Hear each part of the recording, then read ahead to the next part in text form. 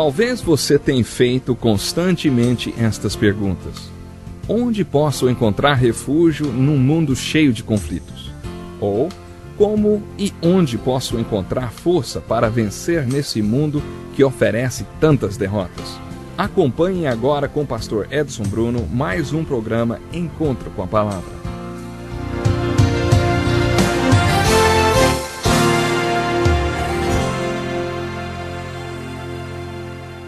Bem-vindo para mais um estudo da inspirada e santa Palavra de Deus para você e para mim. Estamos estudando toda a Bíblia e já chegamos ao primeiro livro de Samuel. Bem-vindo para mais um Encontro com a Palavra. Nos 8 primeiros capítulos de 1 Samuel, vimos que a vida de Samuel é um grande exemplo para nós. Depois dos capítulos 9 até o 15, encontramos um impressionante alerta que é a vida de Saul. Como disse em nosso último estudo, Saul é um personagem controverso. Muitos duvidam que ele tenha sido espiritual. Assim como Balaão no livro de Números, Saul nunca foi um homem espiritual, ele só parecia ser. Ele certamente tinha o potencial para ser não apenas espiritual, mas também um grande líder. Quando as pessoas se tornam espirituais e vivem na unção do Espírito Santo, como aconteceu com Saul, elas não se tornam robôs. Elas continuam a ter a sua própria vontade. Saul podia fazer as suas próprias escolhas, claro, e fez escolhas erradas. Ele desobedeceu a Deus 2 vezes. Tomou o lugar de Samuel como sacerdote, o que era errado. Depois, quando recebeu ordens para exterminar a nação dos amalequitas, desobedeceu novamente. Essa segunda desobediência trouxe julgamento de Deus sobre sua vida. Samuel, que tinha ungido Saul como o primeiro rei de Israel, recebeu ordens de Deus para tirá-lo do trono. Deus também ordenou que Samuel ungisse Davi como o segundo rei de Israel. Davi foi o melhor rei que Israel já teve. Observe nas páginas desse livro que depois da segunda desobediência de Saul, a sua vida tornou-se um impressionante alerta. Com alguma noção sobre anomalias psicológicas, podemos observar que Saul era quase com o que chamamos hoje de paranoico ou esquizofrênico. Uma das definições de esquizofrenia é desintegração da personalidade. Essa definição parece se encaixar em Saul. Quando observamos Saul no livro de 1 Samuel, vemos que parecia que sua vida e personalidade estavam se desintegrando. Estava tudo dando errado para ele. Mas nesses mesmos capítulos, a partir do 16, encontramos Davi.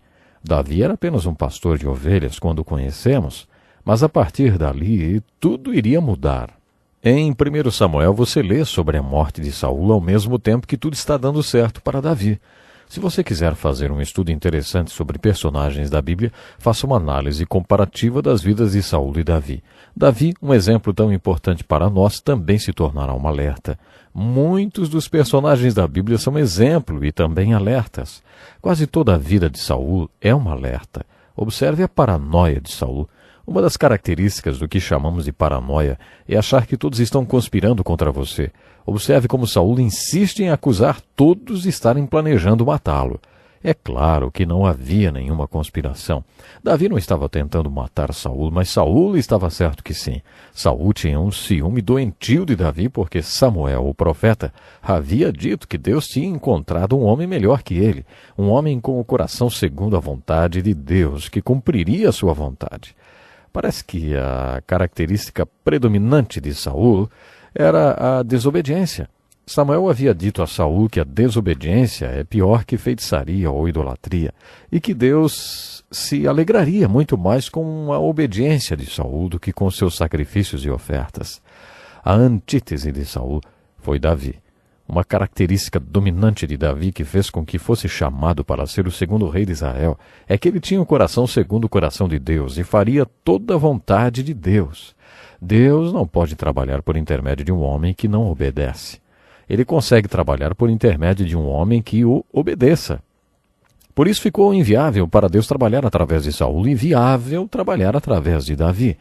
Na minha opinião, Saul tornou-se um alerta impressionante para nós, depois que a glória foi retirada dele e Deus parece escrever sobre sua vida Icabode. Muitas pessoas fazem a seguinte pergunta: isso acontece ainda hoje?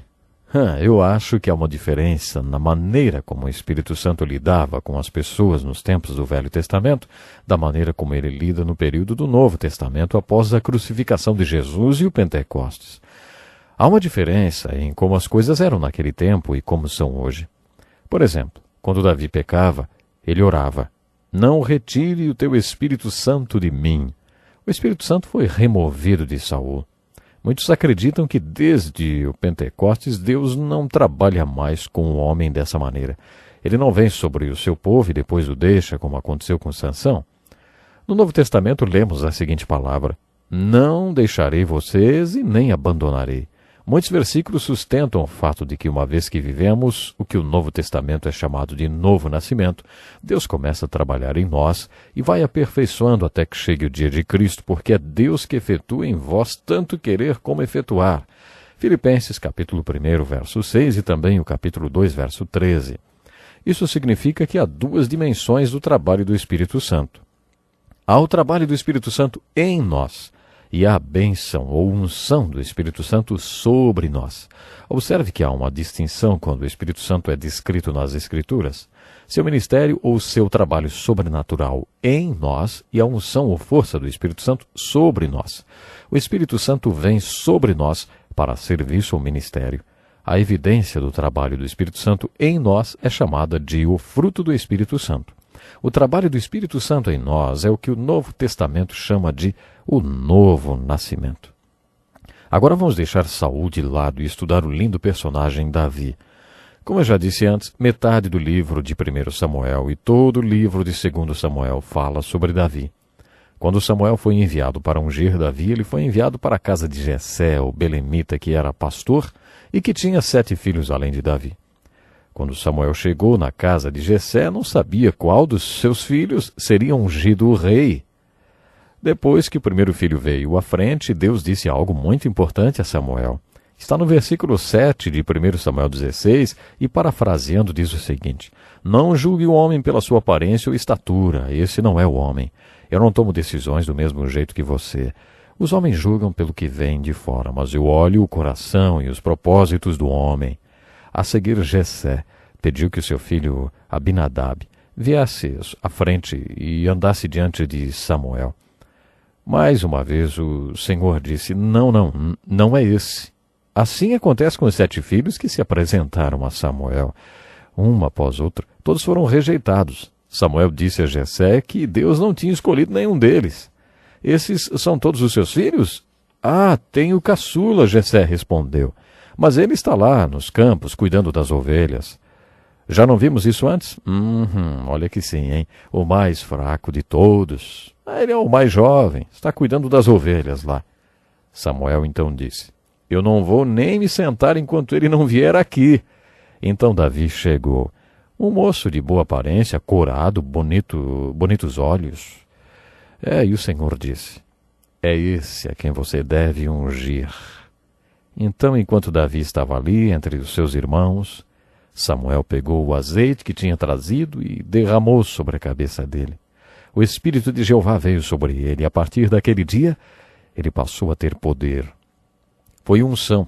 Foi assim a unção do segundo rei, e o melhor rei que Israel já teve. Levou muito tempo até que Davi realmente subisse ao trono. Essa é uma das lições do primeiro livro de Samuel.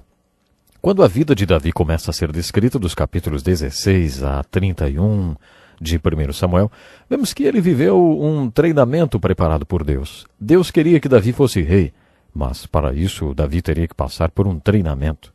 Por isso ele passou por todo tipo de experiências. Todas essas experiências levaram Davi até um ponto. Elas permitiram que ele fosse preparado para ser rei. Deus estava preparando Davi para o ministério que tinha para ele. Certa vez ouvi o capelão do Senado norte-americano, Richard Halverson, dizer que acreditava que cada dia que viveu tinha servido como uma preparação para ser capelão do Senado. Ele foi pastor por 27 anos e cada dia da sua vida, cada experiência que teve, serviu como um treino para a função de capelão do Senado dos Estados Unidos. Isso não aconteceu apenas com Richard Halverson e com Davi no Velho Testamento. Quando observamos como Deus preparou Davi para o que ele queria que Davi fizesse, percebemos que há aí uma aplicação devocional para a nossa vida. Se você ama a Deus e é chamado de acordo com seu propósito, cada experiência sua é uma preparação para algo que Deus quer que você faça no futuro. realmente todas as coisas cooperam para o nosso bem se amamos a Deus e somos chamados de acordo com a sua vontade. Quando amamos a Deus sinceramente e somos chamados de acordo com os seus planos, constatamos que é verdade. Cada experiência que você tem e cada dia que vive servem como uma preparação para outro dia que viverá. Quando você estuda a vida de Davi, vê que ele era realmente um homem incrível. Parece que ele era completo. Uma vez ouvi um técnico de atletismo dizer que um homem grande que não tem habilidade não vale tanto quanto um homem pequeno e hábil. Em outras palavras, um homem bom, pequeno, é melhor do que um homem grande que não é bom. Mas esse técnico também disse que um homem grande e bom é melhor do que um homem pequeno e bom. Isso me excluiu totalmente, porque eu não era nem bom e nem grande. Bom, tudo bem, eu entendi o que ele quis dizer. Davi era um homem grande e bom, ele era completo. Essa é uma das primeiras descrições de Davi em 1 Samuel. Vi um filho de Jessé, o belemita, que sabe tocar bem e é forte e valente homem de guerra, prudente para tomar decisões e de boa aparência, e o Senhor é com ele. Podemos colocar com as seguintes palavras: ele é um talentoso arpista, bonito, forte e corajoso, um grande soldado, homem de Deus e tem bom senso. Quando observamos os dons que Deus deu a esse jovem, percebemos por que Davi tornou-se fisicamente um grande homem, falando, sim, e um grande soldado. Davi destacou-se como herói de guerra antes de tornar-se rei. Ele era um grande artista. Dividiu o sacerdócio em setores depois que se tornou rei. O livro de 1 Crônicas, capítulo 23, conta que Davi tinha 4.000 sacerdotes que só tocavam instrumentos que ele próprio havia confeccionado para louvar ao Senhor. Ele escreveu metade dos Salmos. O livro de Salmos era o inário do povo de Deus. Isso significa que Davi era um grande compositor. É difícil encontrar essas duas características em um só homem. Mas Davi possuía as duas, um grande soldado e um grande artista. E é claro, Davi foi um grande rei porque era muito sábio. O pregador Dwight Moody teve um ministério impressionante. Antes de Billy Graham, ele foi considerado o homem que tinha pregado para o maior número de pessoas. E olha, ele não tinha muito estudo. Quando pregou na Inglaterra, nas universidades de Oxford e Cambridge, todos ficaram espantados com a sua pregação. Isso era unção do Espírito Santo. Uma vez Moody ouviu um homem dizer: o mundo está para ver o que Deus pode fazer com um homem que se entrega totalmente a ele. Quando ele ouviu essas palavras, Moody disse: pela graça de Deus eu serei esse homem. Essa é a explicação para o grande ministério que ele teve. Eu entendi isso quando soube quais foram suas últimas palavras. O mundo ainda está para ver o que Deus pode fazer com um homem que se entrega totalmente a ele. Esse foi o segredo espiritual de Moody, e esse também era o segredo espiritual de Davi. Davi se entregou totalmente para Deus. Ele estava disposto a cumprir a vontade do Pai. O relógio me diz que eu, mais uma vez, já ocupei todo o tempo. No próximo programa vamos continuar falando sobre Davi. Não perca, eu espero você. Que lição importantíssima. Obrigado, pastor Edson Bruno. Prezado ouvinte, coloque em prática o que você ouviu aqui. Sem dúvida, sua vida será grandemente abençoada. Este é um estudo escrito pelo Dr. Dick Woodward, na voz do pastor Edson Bruno. Escreva-nos e solicite o material. Nosso endereço é Encontro com a Palavra, Caixa Postal 2011, CEP 89201-970, Joinville, Santa Catarina. Até o nosso próximo Encontro com a Palavra.